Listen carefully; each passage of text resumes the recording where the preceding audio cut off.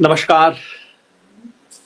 सरदार मनमोहन सिंह नहीं रहे, देश का एक सरदार चला गया। और यहाँ सरदार उन्हें कहने का आशय केवल यही नहीं कि वो सिख थे, बल्कि इस शब्द का जो गहरा आशय है, एक नेता जो रास्ता दिखाता था, वो चला गया। तमाम श्रद्धांजलि आ रही हैं।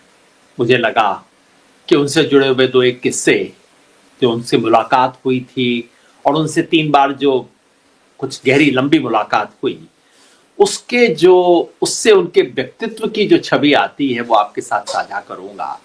साथ ही जिस तरह की बातें सोशल मीडिया पे चल रही हैं, 2 तरह की चीजें चल रही हैं। एक तरफ तो कुछ लोग हैं जो ऐसे मौके पे भी बाज नहीं आ रहे, ऊटपटांग बातें लिख रहे हैं, अशोभनीय बातें जो न सिर्फ गलत हैं बल्कि हमारी परंपरा के खिलाफ हैं। लेकिन आजकल तो उस तरह की बातों का बोलबाला रहता है। दूसरी तरफ कुछ ऐसे लोग भी हैं जो पूछ रहे हैं मुझ जैसे लोगों से, अरे आज तुम श्रद्धांजलि पेश कर रहे हो, एक जमाने में तुमने बदनाम किया, तुमने व्यक्तिगत अटैक किया था, माफी मांगो। दोनों बातों का जवाब देना चाहिए, मूल्यांकन करना चाहिए। लेकिन शुरुआत किससे से? 3 वैसे तो मुलाकात कई बार हुई औपचारिक रूप से, कहीं समारोह में इत्यादि, उस सब को छोड़ दीजिए। 3 जो लगभग व्यक्तिगत मुलाकात मैं कह सकता हूं। एक जो प्रधानमंत्री बनने से पहले, एक जो प्रधानमंत्री होने के दौरान, और एक जो कि जब वो प्रधानमंत्री नहीं रहे उसके बाद कुछ वर्ष पहले। तीनों अलग अलग जगह पे मुलाकात हुई। पहली मुलाकात हुई कांग्रेस के हेडक्वार्टर पे, ये बात 2004 की है, जब वो प्रधानमंत्री 2003 की, जब वो प्रधानमंत्री नहीं बने थे।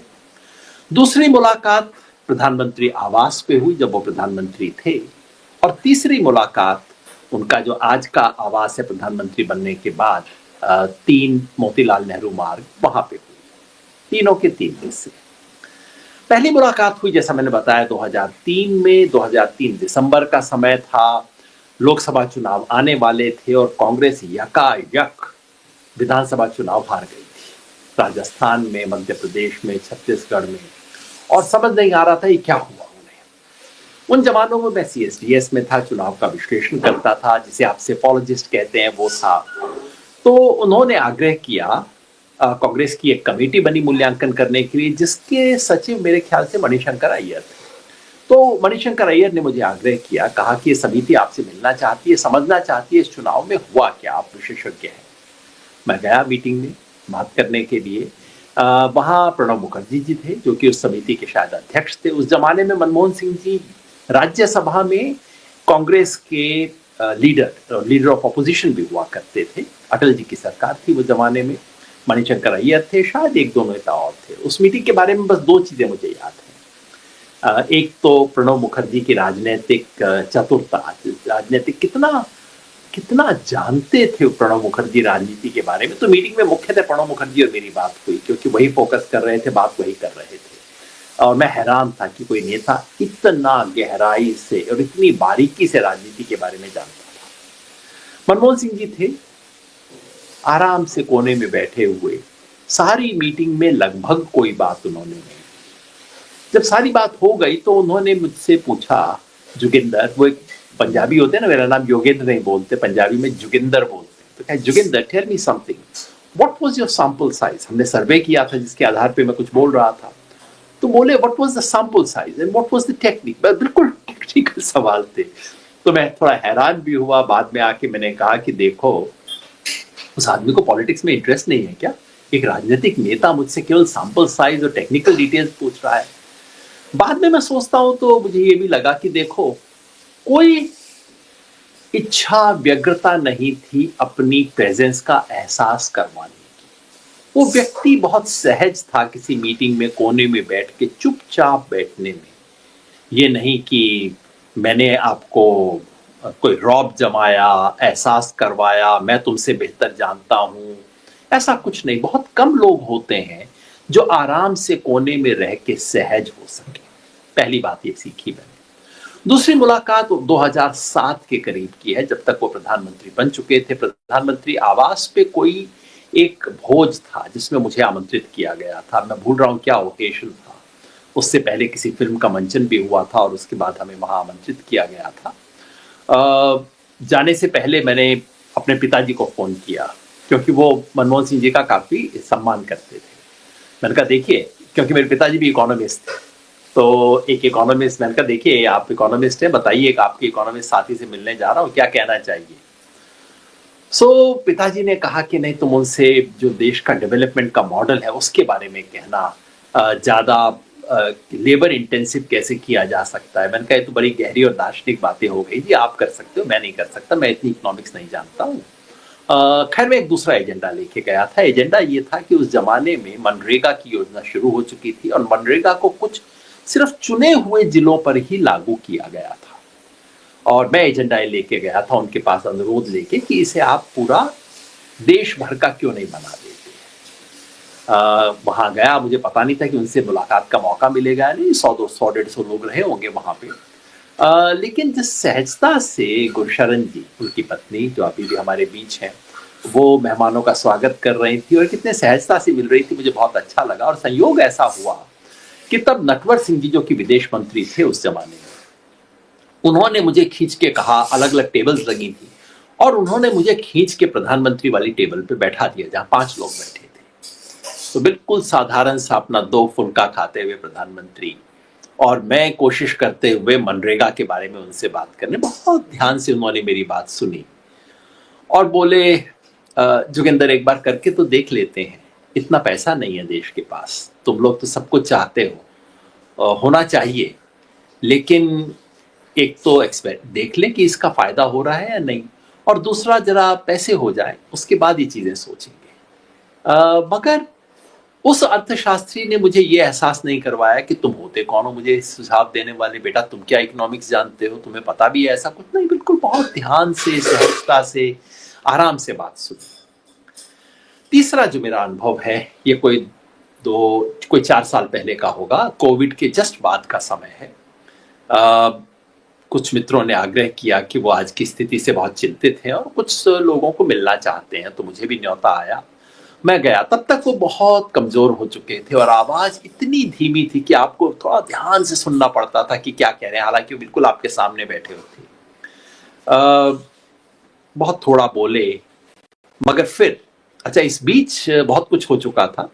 मैं उनके सरकार का खुल के विरोध कर चुका था और सरकार के विरुद्ध जो आम आदमी पार्टी के से पहले अन्ना आंदोलन था उसका मैंने समर्थन किया था, आम आदमी पार्टी ने खुल के प्रचार किया था, और जाहिर है उन्हें पता था, लेकिन मन में कतई उसकी कोई कड़वाहट, तलखी कुछ नहीं। वही प्यार से, जोगिंदर आओ, थोड़ा क्षीण सी आवाज में, और बातचीत हुई। देश की उस समय की परिस्थिति पे बेहद चिंतित थे, ये क्या हो रहा है देश के अंदर, कैसे चलेगा, इतना नफरत फैलाने से देश में कैसे काम होगा। बातचीत हुई। जो बात मुझे याद है वो उनकी, एक तो ये कि कमजोर शरीर के बावजूद मेंटली पूरी तरह अलर्ट थे, और दूसरा इतनी सहजता उन लोगों के प्रति जिन्होंने उनका विरोध किया। ये मुझे दिल से छू गई। तो उनका कोई अंतरंग मित्र हूं, कोई बहुत अंतरंग किस्से मेरे पास नहीं है, लेकिन इन बातों ने एक कहीं बहुत गहरी छाप छोड़ी। मनमोहन सिंह जी का मूल्यांकन आज सब तरफ हो रहा है, और जैसे हमारे एक परंपरा सी होती है, कोई व्यक्ति गुजर जाए तो उसके बारे में बहुत बड़ी बड़ी लेकिन खोखली बातें कही जाती हैं, और ऐसे मुहावरे इस्तेमाल किए जाते हैं जिसका कोई अर्थ नहीं है, युग का अंत हो गया है, ये सब बातें कही जाती हैं। ये मैं नहीं कह रहा कि हर कोई कहने वाला गलत है, पर ये बिल्कुल एक तरह का फॉर्मेट सा हो गया है जिसके अंदर हम हमेशा बात करते हैं। मैं समझता हूं कि किसी भी व्यक्ति का मूल्यांकन करने के अलग अलग स्टेजेस होते हैं। एक स्टेज वो होती है जब वो अपनी पारी खेल रहा है। जब पारी खेल रहा है तो जाहिर है आप आलोचना भी करते हैं, आप कहते हैं ये चीज़ ऐसे क्यों नहीं हुई, वैसे क्यों हुई। हर दैनंदिन हर घटना के वक्त जब कोई प्लेयर खेल रहा है तो आप ये भी कहते हैं, हाय इस बॉल पे चौका क्यों नहीं लगाया, अरे इस पे ही कोई खेलने का तरीका हुआ, इत्यादि। दूसरा मूल्यांकन तब होता है जब वो लंबी पारी खेल के वापस पेविलियन की तरफ आ रहा होता है। तीसरा मूल्यांकन तब होता है जबकि पारी खत्म हो गई है, मैच खत्म हो गया है, सीरीज भी खत्म हो गई है, उसके बाद आप उस पारी को याद करते हैं। तो आज हम दूसरे वाली स्टेज पे खड़े हैं, जहां एक प्लेयर लंबी पारी खेलने के बाद वापस जिंदगी के पेविलियन में आ रहा है, और हम देख रहे हैं कि क्या उनके जीवन का मूल्यांकन करने की कोशिश कर रहे हैं। इतिहास आज से 10-20 साल बाद क्या करेगा हम नहीं जानते, 50 साल बाद करेगा नहीं जानते। इतना जरूर जानते हैं कि पिछले 10 साल में जो लोग इस देश को समझते जानते हैं, उनकी दृष्टि में मनमोहन सिंह जी का कद हर साल थोड़ा बढ़ा है। उन्होंने जाते हुए कहा था, क्योंकि उन दिनों बड़े मायूस थे, जाते वक्त उनकी काफी आलोचना हुई थी और चुनाव में बुरी तरह से हार हुई थी जिसका ठीकरा उनके सर पे फोड़ा जा रहा था। तो उन्होंने कहा था कि मेरी उम्मीद है कि इतिहास मुझे ज्यादा उदारता से देखेगा, history will be more kind to me. ये बात के लिए इतिहास का इंतजार करने की जरूरत नहीं, तमाम लोगों ने कहा है पिछले 10 साल में उनका मूल्यांकन बेहतर हुआ है। मैं समझता हूं उनको समझने के लिए 3 अलग अलग फ्रेम देखिए। एक व्यक्ति के रूप में कैसे थे, दूसरा उनके सार्वजनिक जीवन का मूल्यांकन, सार्वजनिक जीवन के एक व्यक्ति के रूप में कैसे थे, तीसरा एक उनकी नीतियां और उनकी राजनीति क्या थी। एक व्यक्ति के रूप में उनके गुणों की चर्चा हर कोई करता है, उनके संघर्ष की, कैसे कोई व्यक्ति गांव से उठ के वो बच्चा आया, स्कूल में गया, आगे बढ़ा, कैम्ब्रिज ऑक्सफोर्ड तक गया, ऊपर तक पहुंचा, लेकिन कभी अपनी गरीबी का ढिंढोरा नहीं पीटा और शीर्ष तक पहुंच के अपनी गरीबी को भूला नहीं। हर व्यक्ति को बार बार तमाम उनके साथी याद दिलाते हैं। मॉनिटरी इकोनॉमिक्स करते वक्त भी सी रंगराजन को कह रहे थे, देखो ये सब टेक्निकल चीजें हैं जो तुम करोगे, लेकिन याद रखना इस सारी टेक्निकलिटीज का अंतिम उद्देश्य है गरीब व्यक्ति को फायदा पहुंचाना, देश को फायदा पहुंचाना। इसके चर्चा हर कोई करता है। उनके सज्जनता की, सज्जनता, सौम्यता, मृदुलता, और केवल भाषा की मृदुलता नहीं थी कि कई बार ऐसा भी होता है कि आप शब्द मीठे बोलते हैं लेकिन अंदर से बहुत कुछ बुरा कड़वा होता है। ऐसा किसी ने नहीं कहा उनके बारे में। उनसे मत ऐक्य न रखने वाले लोगों ने भी ये नहीं कहा। हर व्यक्ति एक खास तरह की माइल्डनेस, सिर्फ पोलाइटनेस नहीं थी, अंदर की सौम्यता, अंदर की मृदुलता थी उनमें। तीसरी बात जो हर कोई कहता है, अहंकार नहीं था। बहुत ही हम्बल व्यक्ति, पांव जमीन पे रख के, सत्ता के शीर्ष पे, जैसे मैंने कहा, प्रधानमंत्री बनने से पहले मिला, प्रधानमंत्री के दौरान मिला, बाद में मिला। उनके मिलने, बातचीत करने में कतई कोई फर्क नहीं था। ये बहुत अद्भुत चीज है। बहुत कम लोग हैं, ज्यादातर लोगों का तो कुर्सी पे चढ़ते ही ऐसा लगता है कि मतलब वो पांव जमीन पे नहीं रखते हैं। ऐसा बिल्कुल नहीं था हर व्यक्ति उनके बारे में।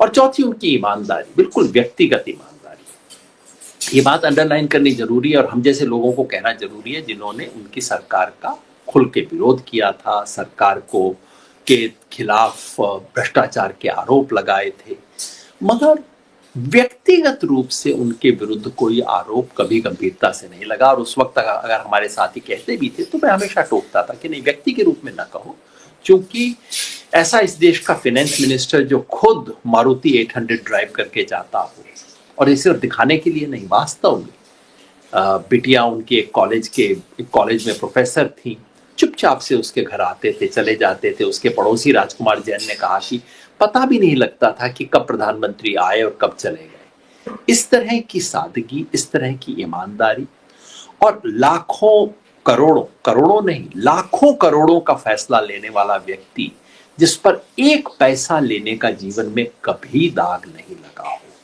इंदिरा गांधी के वक्त जब वो प्लानिंग कमीशन के मेंबर बनाए जाने लगे थे तो उन्होंने जाके कहा कि लेकिन अगर मैं मेंबर बन गया तो मैंने जो अब तक काम किया है मेरे को पेंशन उसकी नहीं मिलेगी। आप मेरे को प्रमोशन तो दे रही है लेकिन मेरा परिवार कैसे चलेगा।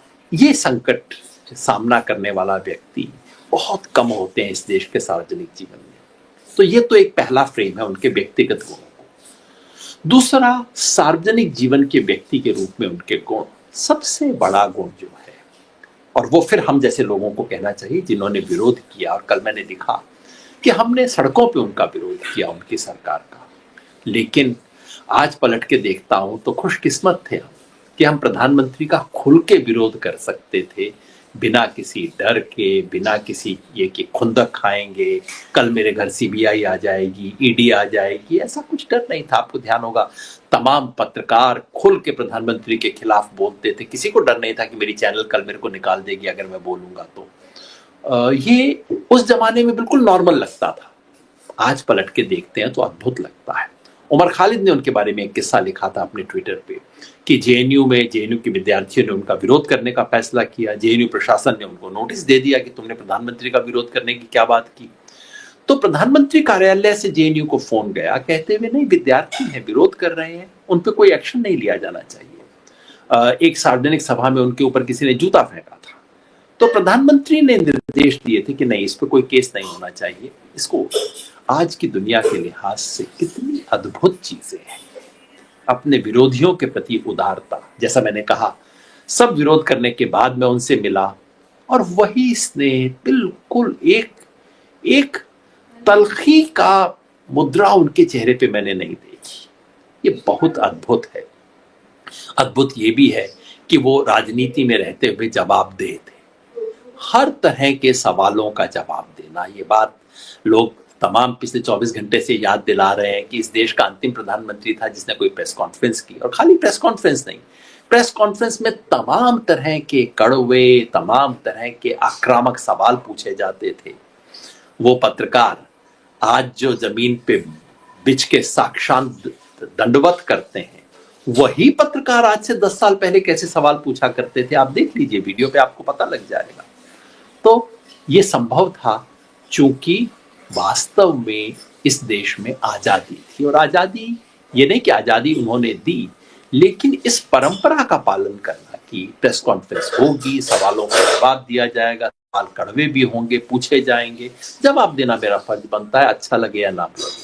संसद में सुषमा स्वराज कितने तीखे तरीके से अटैक कर रही हैं और कितनी खूबसूरती से उसका जवाब दे रहे हैं। ये सब मर्यादा है, सार्वजनिक जीवन की मर्यादा के रूप में फिर सलाम करना चाहिए।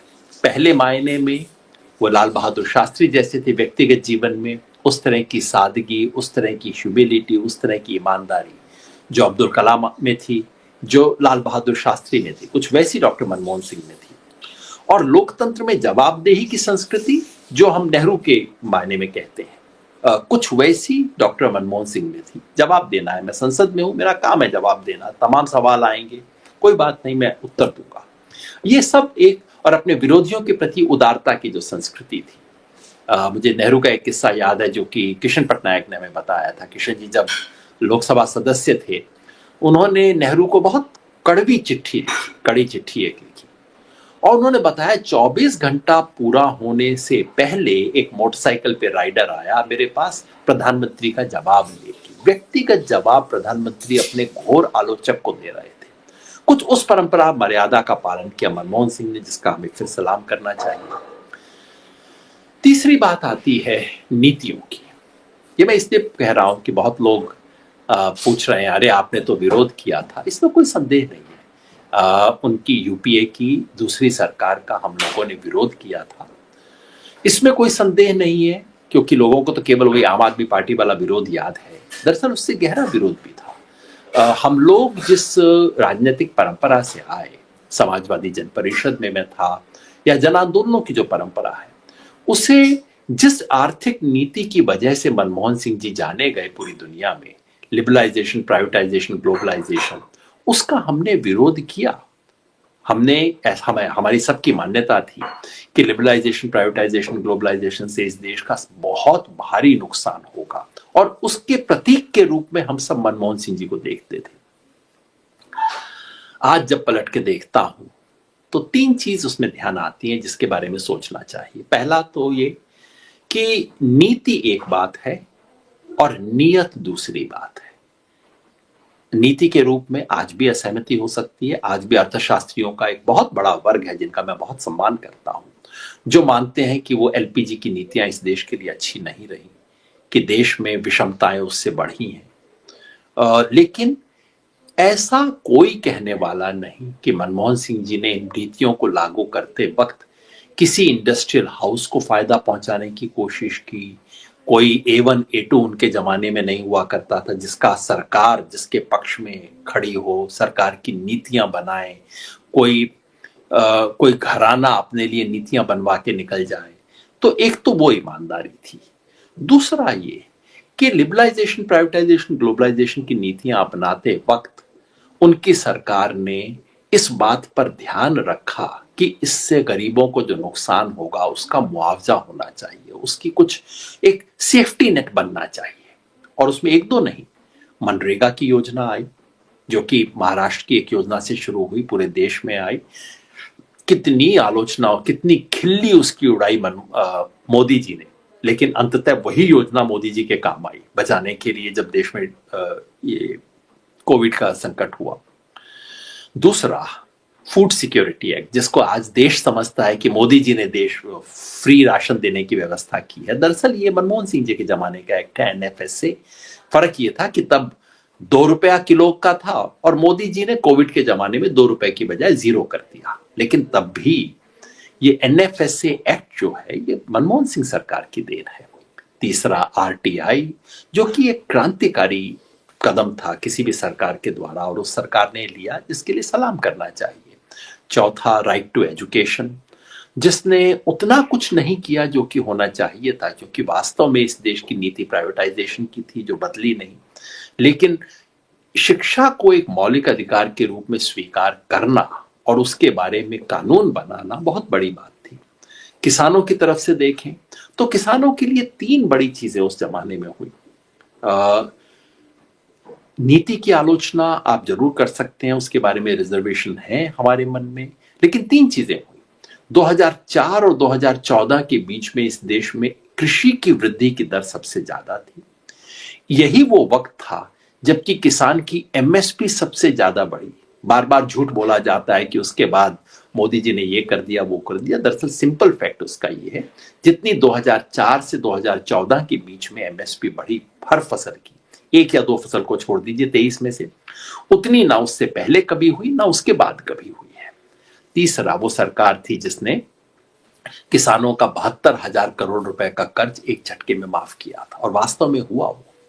चौथी बात ये जोड़ दीजिए कि किसानों की भूमि अधिग्रहण का 2013 का जो कानून था, जिसने अंग्रेजों के जमाने की चीज को खत्म किया। ये सब कहते हुए मैं उनकी नीति से सहमति व्यक्त नहीं कर रहा हूं, लेकिन वो नीति एक कॉम्प्लेक्स नीति थी। उसमें यदि प्राइवेटाइजेशन हो रहा था तो साथ में अंतिम व्यक्ति को बचाने के लिए कई काम किए जा रहे थे, दोनों को देखना पड़ेगा। और आखिरी बात नीति की और सरकार की, क्या नीति अपने आप में सही थी? मेरी अपनी परंपरा, मेरी सोच, मेरी विचारधारा आज भी मुझे कहती है, और तमाम अर्थशास्त्री जैसे मैंने कहा उनका कहना है कि वो नीति सही नहीं थी। मेरे मन में केवल प्रश्न रहते हैं आजकल, क्या हमारे पास कोई वैकल्पिक नीति थी? क्या इतने समय तक देश की अर्थव्यवस्था को, खासतौर पे इंटरनली जिस तरह के नियम बंदिश और वो सब लगाए गए थे, क्या वो नियम बंदिश सही थे? कम से कम उनको खोलने से देश के अंदर एक तरह की एंटरप्रेन्योरशिप बढ़ी, इस बात से कैसे इनकार कर सकते हैं? देश में विषमता बढ़ी, इसमें कोई संदेह नहीं। 1991 के बाद देश में इनइक्वालिटीज बढ़ी हैं, लेकिन साथ ही साथ सबसे गरीब व्यक्ति की स्थिति भी सुधरी। मतलब जो कर्व था, गरीब अमीर का अंतर बढ़ा ज्यादा, लेकिन पूरा कर्व ऊपर उठा, सबसे गरीब व्यक्ति कुछ बेहतर हुआ। इस बात से भी इंकार नहीं किया जा सकता। मैं अर्थशास्त्री नहीं हूं, अर्थशास्त्र की व्याख्या करना और उस पर पोजीशन लेना मेरा काम नहीं है, लेकिन आज इतिहास मांग करता है कि मनमोहन सिंह और उनकी आर्थिक नीतियों की हम ज्यादा बारीक व्याख्या करें।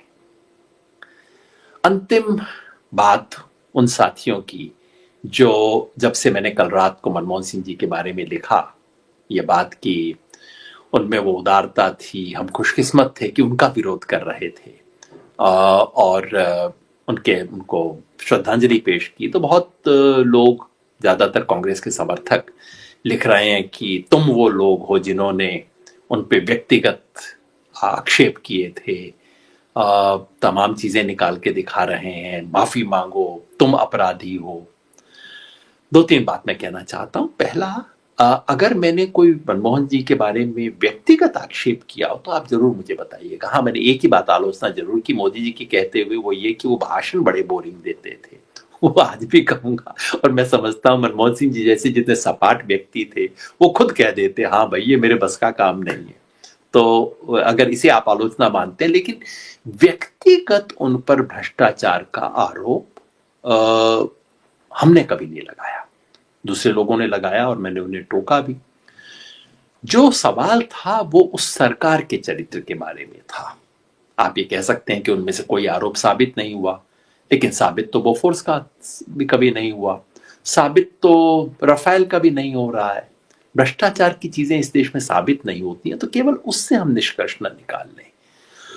और ये सवाल कि आप लोगों ने मनमोहन सिंह जी पर की सरकार पे प्रश्न चिन्ह लगाया, उसकी वजह से मोदी आए, थोड़ा ध्यान करिए, इतिहास की इतनी सपाट व्याख्या न कीजिए। अगर अन्ना आंदोलन न होता तो क्या इस देश में और कुछ ना होता, और कुछ खड़ा ना होता उस परिस्थिति में, जबकि देश में राजनीति खास तरफ जा रही थी। मैंने इसके बारे में विश्लेषण भी किया है, लिखा भी है, लेकिन आज वो सब कहने का वक्त नहीं है। वक्त है उस व्यक्ति को याद करने का, उसे सलाम करने का, जिसने एक बहुत नीचे के स्तर से आते हुए, आज ये उसकी तस्वीर है जब हम उनको श्रद्धांजलि देने गए, प्रोफेसर अजीत झा थे, भाई पंकज पुष्कर, मैं, हम सब गए, और उनकी स्मृति में जो बुक थी उस पर भी हमने लिखा, अपनी श्रद्धांजलि अर्पित की। आज वक्त है उन्हें श्रद्धांजलि देने का, आज वक्त है मन से याद करने का कि ऐसे सुंदर लोग हमारे सार्वजनिक जीवन में हुए हैं। आज वक्त है उन्हें सत श्री अकाल करने का। आपका प्यार से जोगिंदर बुलाना मुझे हमेशा याद रहेगा। नमन, सत श्री अकाल।